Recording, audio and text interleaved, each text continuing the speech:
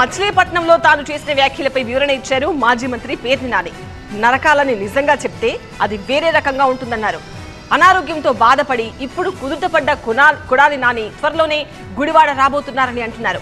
పెడనలో జరిగిన పార్టీ కార్యకర్తల సమావేశంలో ఆయన ఏమన్నారో ఒకసారి చూద్దాం. చీకట్లో నరికేయండి అని నేను అనలేదు. అరే నేను అనాలంటే పట్ట పగలే చేసేయమని చెప్తారా? నేను అనలేదురా. అరే నేను అనలేదురా. అనాలంటే అరే పట్ట పగలే చేసేయండి అని చెప్తారా? నేను అనలా.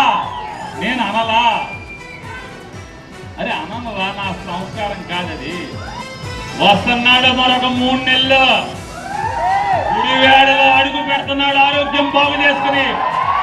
ఎవడొస్తాడో రండి కట్రాయి మీద నడిపిస్తాకి. ఎవడొస్తాడో కట్రాయి మీద నడిపిస్తాకి. గుండె ఆపరేషన్ చేయించుకున్నాడు, అన్ని సరి చేయించుకున్నాడు. ఆరోగ్యంగా మరొక 3 నెలల్లో వస్తున్నాడు. వచ్చాక ఎవడొస్తాడో రండిరా అండర్వేర్ మీద నడిపించండి, చూస్తాం. కట్రాయి మీద నడిపించండి మీరు. ఆ చివరి మాట్లాడినప్పుడు మొదలు మాట్లాడినప్పుడు ఎవరు? నారా చంద్రబాబు నాయుడు. అతని వయసు ఎంత? 75 నిండిపోయి 76లోకి వచ్చినాయి. ఏమంటున్నాడు అతను? భూస్థాపితం చేస్తాడు. ఎవరిని? జగన్మోహన్ రెడ్డి. జగన్ వయసు ఎంత? 50 ఏళ్ళు.